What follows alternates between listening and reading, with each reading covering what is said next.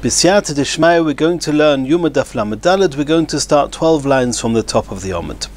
And the Gemara is taking us back to the Mishnah on Daf Lamed Aleph Omid Beis, where the Mishnah tells us the order that the Kohen Gadol did the Avodah of the Tomid in the Beis Hamikdash on Yom Kippur. What was the order? The order was Shochat, the shlita, Kabbalas Hadam, Zrikas Hadam, the Ktoires, the Hatovas Haneros, the Hakrovas Haroish Va'ivorim, and then the Chavitin and the Yain. That was the order in the Mishnah, which means that there was the Zrikas Hadam, the Shechita, all the Avodas of the Dam, the Tomid, the Shochat, Kibel, V'Zorak. After the Zrika was Ktoires, then Hatovas Haneros, and then the Eivorim.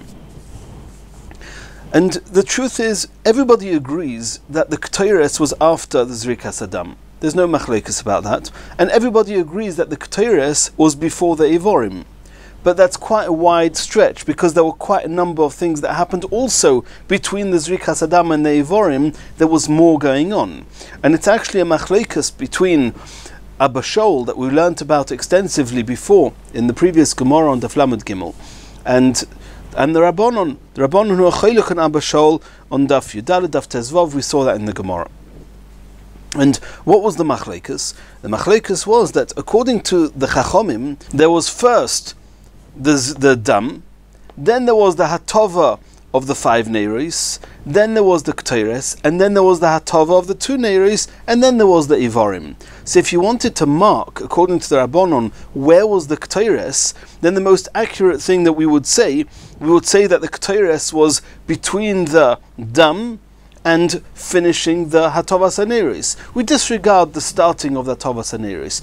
But what was before that? The Dam Tomid. What was immediately after the Ktoires, according to the Rabbanon, was the Hatova of the last 2 Neiros. So, and then there was the Eivorim after Hatovas Shtei Neiros. So if you wanted to point at the Ktoires, then according to the Rabbanon, you would say it's after the Dam, after the Zrikas Hadam, before the Hatovas Haneros. That's according to the Rabbanon. According to Abba Shaul, after the Zrikas Hadam, he finished off the Hatovas Haneros because he did the Hatova of the 5 Neiros before the Dam.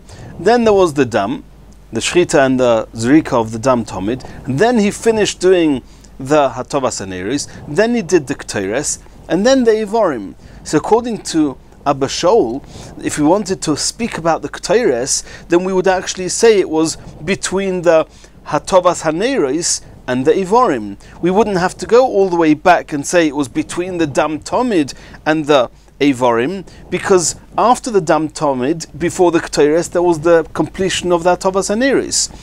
So, in our Mishnah, we're going to see that when our Mishnah wants to speak about the Ktoires, the Mishnah makes a very broad statement, and the truth is, neither according to the Rabbanon nor according to Abba Shaul, it was so necessary. Let's see this inside. Ktoires shel shachar, hoisa kreva bein dam le'ivorim. The Ktoires was brought in the morning after the Zrikas Hadam, which is true according to everybody, before the Hakrovas Eivorim, which is true according to everybody. V'chulu. And the Gemara is now asking, Mani, which opinion is our Mishnah following? I Rabbanon. If it's following the Rabbanon, then bein dam leneiros miboile. As we said before, according to the Rabbanon who argue with Abba Shaul, the completion of that Hatovas Haneros was done after the Ktoires, before the Eivorim. So why don't you say that Ktoires was between the Dam and the completion of that Hatovas Haneros? Abba Shaul, and according to Abba Shaul, then bein neiros le'ivorim miboile. According to Abba Shaul, they completed the Hatovas Haneros after the Dam, before the Ktoires. It should have said the Ktoires was between the completion of the Hatovas Haneros and the Ktoires. Why spread it out so much and say that it was after the Dam and before the Eivorim? And the real truth is that the answer is, and Tosafos speaks this out here, the answer is that the Mishnah could be either the Rabbanon or Abba Shaul, and just the Mishnah wasn't paying so much attention to the absolute details of how we could have narrowed it down a little bit more. However, the Gemara chose to say La'olan Rabbanon here, that the truth is that our Mishnah is the Rabbanon, and Tosfos explains there's other parts of our Mishnah that seem not to be following Abba Shaul, and therefore the Gemara chose to say that the Mishnah is the Rabbanon, Ubasidra Loi Komairi, and the Mishnah was not so particular to give the exact order, as if to say that according to the Rabbanon, indeed the Mishnah could have said that the Ketores was between the Dam and the Hatovas Haneros, but the Mishnah chose to say it was between the Dam and the Ivorim. Continues the Gemara back to the next stage in the Mishnah. What did we see in the Mishnah? That whereas in the morning, by the Ketores was before the Ivorim, it was after Zrikas Adam was Ketores, then Hatovas Haneros, and then the Akrovas Reish Ivorim. In contrast to that, in the evening, it was first the Ivorim, then the Ketores, and then the Nesachim. Which means that the Ketores was after the Ivorim in the evening, but before the Ivorim in the morning. Says the Gemara, V'shal beinu arbaim hoisokrevo bein Ivorim l'Nesachim, that the bein arbaim, the Ketores, was offered after the Ivorim. That means both in the morning and in the evening, the Ketores was brought before the Nesachim. The question is, was the Ketores before the Ivorim as well, like it was in the morning, or after the Ivorim? Says the Gemara, why would there be such a difference? Omer Rabbi Yochanan, the Omer Kro, we can learn it from a pasuk. The pasuk says, "Ve'eis hakeves hasheni taseh beinu arbaim," the second, the korban tomid shel beinu arbaim, that was brought in the afternoon. Kaminchas haboike uchaniskoi. It was done in the same way as the korban tomid of the morning was done. Ma minchas haboike, in the same way as in the morning, Ketores kidemes l'Nesachim. In the same way as in the morning, the Ketores was before Nesachim. It happens to be Ketores was even before Ivorim, but it was also before Nesachim, because the Nesachim was much later. It was Ketores, Ivorim, Mincha, Chavitim, and then Nesachim, as we discussed in a previous sugya. Afkan, so too in the evening, the Ketores is Kodemes l'Nesachim. That means the main point, what the Torah is trying to impress on us by saying Kaminchas haboike ochniskoi, that the korban tomid shel beinu arbaim is similar to the korban tomid in the morning, is only in this one detail, that the Ketores is before the Nesachim. Says the Gemara, but ima la'alon Ketores kudemes le'Ivorim mafkan Ketores kudemes le'Ivorim. Why don't you compare it with all the details? Why don't you say that in the same way as in the morning, the Ketores was even before the Ivorim, in the evening also the Ketores should be even before the Ivorim? Answers the Gemara, no. Had that been the halacha, the Torah would have explicitly said regarding the Ivorim, the korban tomid in the evening should be the same as the korban tomid in the morning. But the pasuk doesn't speak about the Ivorim. The pasuk only speaks about the minchos. Let's see this inside. Says the Gemara, Miksiv, does it say in the pasuk it doesn't say that in the same way as the Ivorim in the morning were brought after the Ketores, so too the Ivorim in the evening should be after the Ketores, and Ketores should be even before the Ivorim. It doesn't say that. It says Kaminchas haboiker. The mincha is talking there about the Nesachim.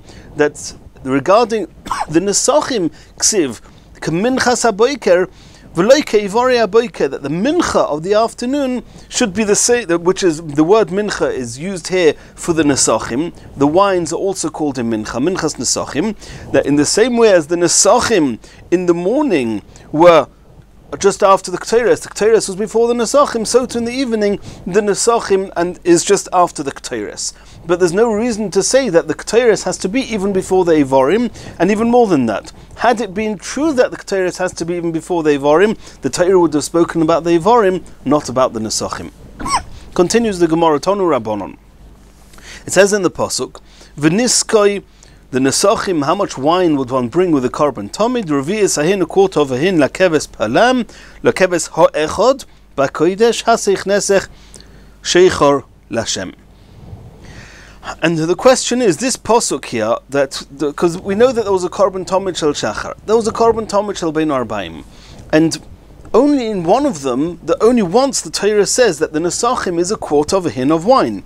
The question is, Is the pasuk talking about the korban tomid shel shachar, and then we have to assume that the korban tomid shel bein arbaim is similar, or is the pasuk talking about the korban tomid shel bein arbaim, and then we'll have to assume that the korban tomid shel shachar is similar to the korban tomid shel bein arbaim, and that's going to be a machlokes tanoim. Tanu rabbanon v'nizkei revi'es ahin Yelamid shel shacharis mishel arvis. The Tanakama learn this pasuk is actually talking about the korban tomid shel bein arbaim in the sequence of the psukim. That's what it seems like, and we learn shacharis from arvis. That's the opinion of the Tanakama. Rabbi argues and says arvis mishel shacharis. Rabbi holds that pasuk is actually talking about keves ha'echod. What's keves ha'echod? The one keves which is referred to as echod, which is the one in the morning, where it says regarding the korban tomid shel shachar, it says es hakeves echod tasev aboiker. So the pasuk is talking about the korban tomid shel shachar, that the nesachim is a revi'es ahin, and we learn arvis from shacharis that arvis also needs the nesachim revi'es ahin. Says the Gemara Bishlei Miller Rabbanon Kunz Rabbanon, who assume the pasuk is talking about korban tomid shel bein arbaim. Hi tomid shel bein arbaim ksiv. It's the order of the psukim is talking about the korban tomid shel bein arbaim.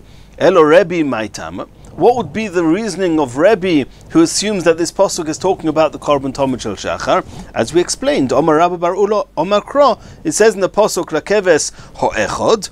V'niskei revi'es hayin lakeves ho'echod. Eizu keves shenema ba'echod. Which lamb of the two lambs of the korban tomid, which one is referred to as echod? Hava omer is a tomid shel shachar.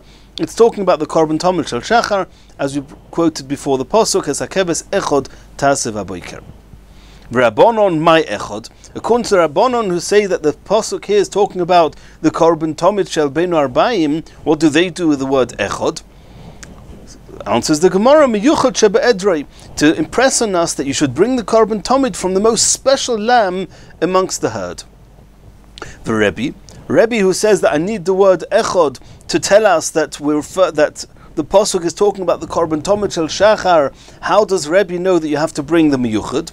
Rabbi says that it's from a different pasuk. It's a pasuk that says that when you bring a korban to the Beis Hamikdash, then one should bring it mimuvchar nedorecha. And what it actually says in the pasuk is V'hoya mokim ashiyivchar Hashem elikeichem boi l'shakin shmei sham. Shamos of you, the Beis Hamikdash, you should bring to there is kol asher anochi mitzaveh eschem. Everything I command you to bring. Oiloi seichem, the oilois v'zivcheichem, ma'asroi seichem, utrumas yetchem, v'chol mivchar nidreichem asher tidru l'Hashem. So this mimivchar is to teach us and to impress on us mimivchar nedorecha nafka, that when you bring a neder, you should bring the best one. V'Rabbanon, according to Rabbanon, you've now got two psukim telling us the same thing. You've got mivchar nidreichem, and you've got echod, that you should bring the miyuchad shebe'edrei. Why do you need both? Answers the Gemara, chad b'choiva, v'chad b'nedava, utzrichi. One pasuk is coming to impress on us. The pasuk by korban tomid is talking about the choiva, the obligatory korbanos, like the korban tomid. The pasuk over here where it speaks about the mivchar nidreichem is talking about nedava, voluntary korbanos, and I need them both. Because on the one hand, when you're bringing a voluntary korban, it would make sense you should bring the best one in order to find favor, so to speak. When you give a gift, you give the nicest gift. But that only applies when it's something voluntary. On the other hand, when it's something which is obligatory, something you have to do, we would assume that since you're mechuyev to do it in the best possible way. Something that you're just volunteering, whatever you do, you do. So there's logic behind both, and therefore we need two psukim to tell us that you need to do it b'mivchar, also by the nedavis, and also by the choiva. Continues the Gemara.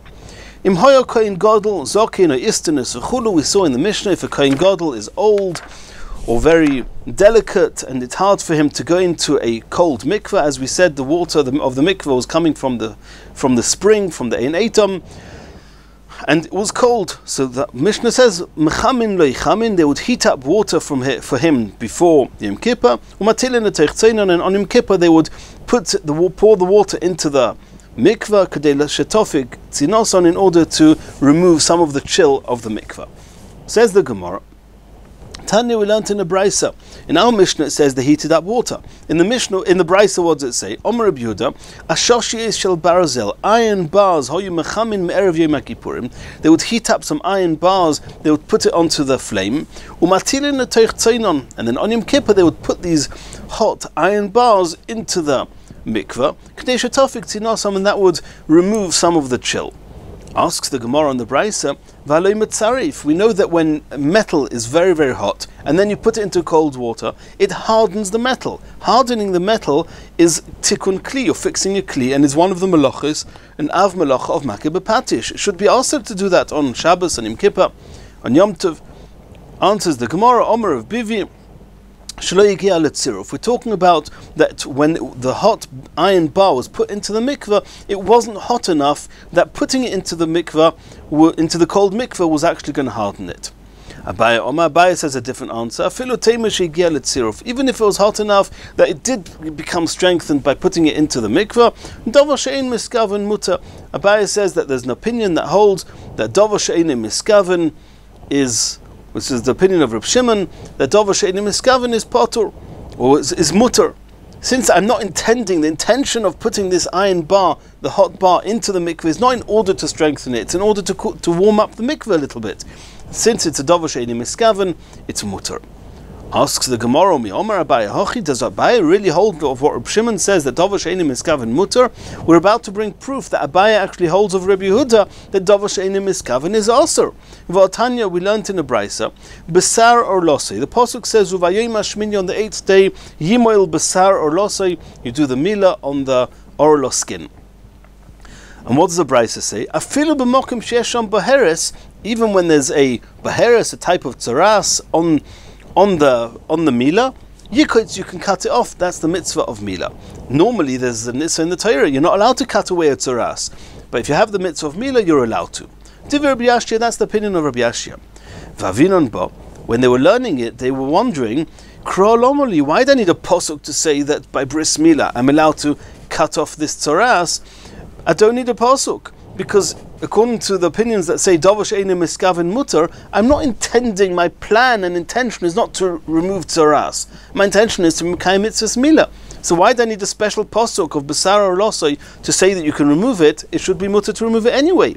V'omar Abaye says, Rabbi Yehuda, this is proof from the pasuk to the opinion of Rabbi Yehuda, D'omar davar she'ein miskaven aser. So normally, even something which you don't intend to do, it's aser, and therefore even if you don't intend to remove tzaras, it should be aser. I need a pasuk to say that nonetheless, besar or losoi, you're allowed to remove it. So you see that Abaye was bringing proof from this pasuk to Rabbi Yehuda that davar she'ein miskaven is aser. If so, how can Abaye answer that the reason you can put the iron rod into the mikveh, there's no issue of tziruf, of hardening, is because it's davar she'ein miskaven? Davar she'ein miskaven is aser. Answers the Gemara, Hanimili b'chol ha'Torah kula. In kol ha'Torah kula, a davar she'ein miskaven is aser. Aval hacha, however, here tziruf d'Rabbanon hi. And Tosfos explains that the concept of tziruf, of hardening a kli, hardening metal when it's heated and then put into cold water, is only when it's a kli, a utensil. Over here, this wasn't a utensil, this was an iron bar. And since it's an iron bar, even if you had intentions to harden it, it would only be aser midrabanon.